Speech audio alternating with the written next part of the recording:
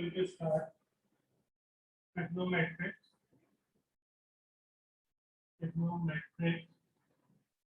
identities. Okay, trigonometric identities.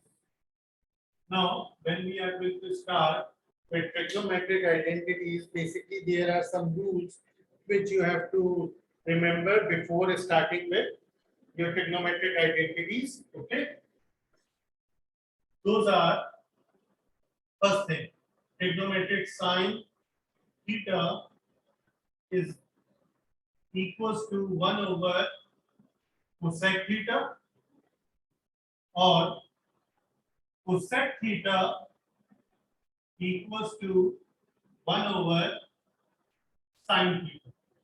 Okay, angle it's reciprocal, angle it's reciprocal. Okay, in the same way cos theta equals to 1 over sec theta, and sec theta equals to 1 over cos theta. Tan theta equals to 1 over cot theta, and cot theta equals to 1 over tan theta. Okay, now tan theta with the reference of sine and cos is sine theta over cos theta, and cot theta will be equals to cos theta upon sine theta. How can I say that these things are equals to this one? So let me just explain you this one. Tangent theta equals to sine theta over cos theta.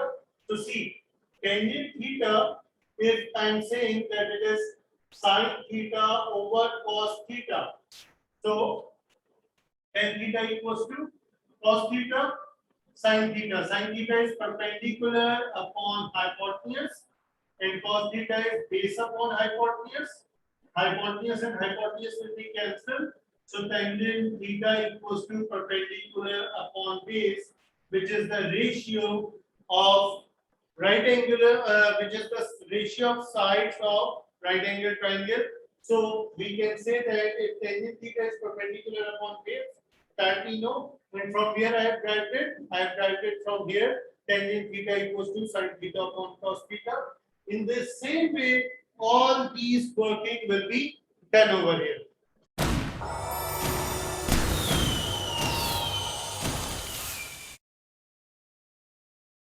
Now, these all are called your reciprocal relations. Okay, these all are called reciprocal relations or reciprocal identity. Now I am going to talk about squaring identities. Okay, what are the squaring identities? First of all, the first squaring identity is sin square theta plus cos square theta equals to 1. Sin square theta plus cos square theta equals to 1. And what are the different variations which you can have over here? You can have sin square theta equals to 1 minus cos square theta. You can have that thing. Or cos square theta equals to 1 minus sin square theta. That can also be a variation over here. Okay. Sin square theta plus cos square theta equals to 1. And the other variation I have shifted cos square on that side, 1 minus cos square, and over here then I have kept cos square on the left side and I have shifted that on the right side. I have got this result. Okay. The second one which we have got is 1 plus tan square theta equals to sec square theta. Okay. 1 plus tan square theta equals to sec square theta. That is another squaring property over here. So you can write it in this form also. Tan square theta equals to sec square theta minus 1, or 1 equals to sec square theta minus tan square theta. Okay, this is also an identity over here, which we have got the other second squaring identity, and these two are its variation. Okay, last one is 1 plus cot square theta equals to cosec square theta. Okay, 1 plus cot square theta equals to cosec square theta. That is my third identity, squaring identity, and variations can be cot square theta equals to cosec square theta minus 1, and 1 equals to cosec square theta minus cot square theta. Okay, so these are the identities, these are the formulas which we are going to use in solving trigonometric identities. Okay, and you can take a screenshot of this screen also. Okay, so you can have that thing as a record whenever you are solving your question. Keep this thing in front of you, so it will be easier for you to solve these type of questions.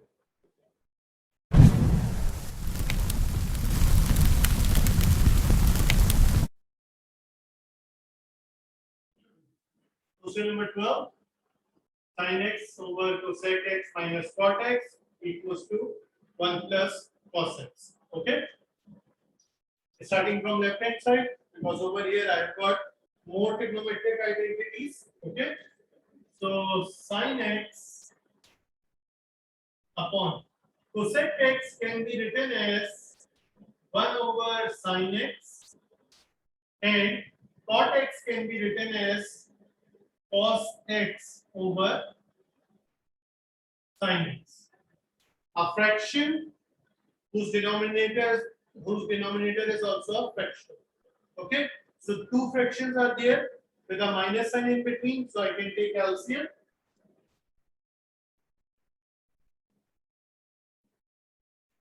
Sin x, both our denominators are same,